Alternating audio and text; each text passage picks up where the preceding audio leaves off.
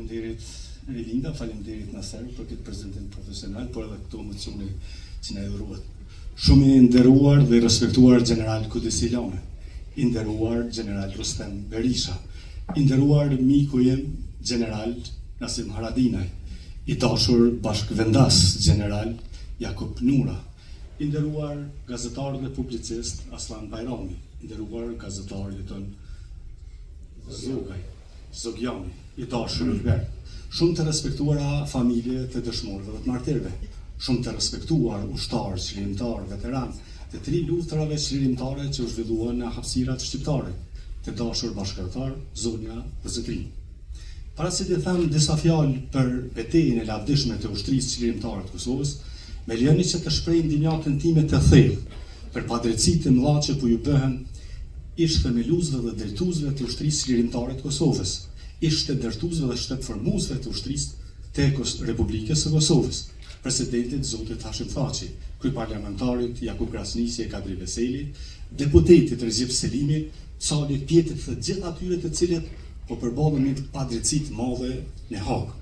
Dhe nëse ka këtu student që studiojnë për drejtësi, jam i sigurt që do të mësojnë dhe do të studiojnë se kjo gjykatë është një njollë e zezë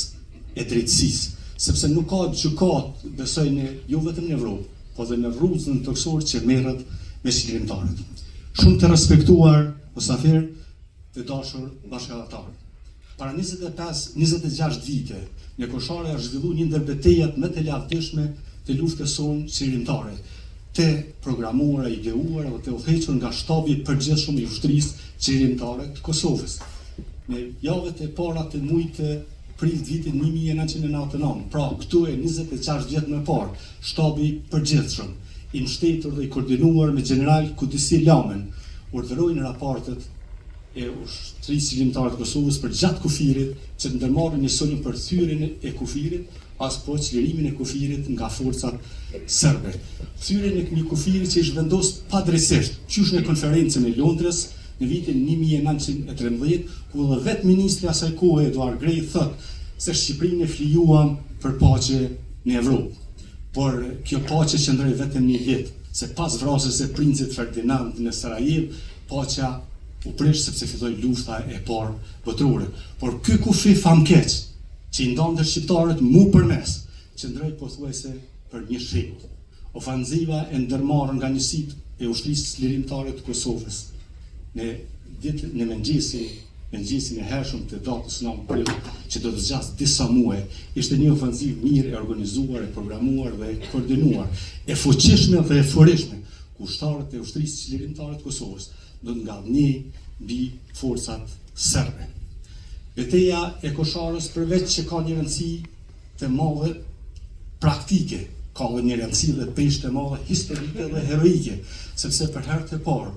njësitë e ushtrisë çlirimtare të Kosovës nga një luftë guerile do të bëjnë një luftë frontale, ku forcat e ushtrisë çlirimtare, kamësoria dhe artilleria, do të mundin një ushtri më moderne dhe më të fuqishme në Evropë, siç u quante në atë kohë Armata Popullore e Jugosllavisë. Beteja e Kosharës dhe shumë beteja të tjera në Kosovë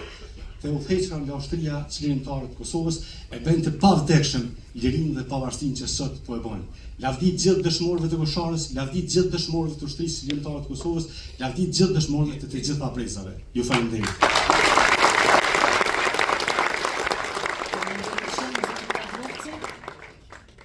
Ky përvjetur nuk do ta kishte as pak kuptimin që do ta ketë pa një këngë për herojtë dhe dëshmorët e kombit. E ftoi Flutura Bytyçi në ski.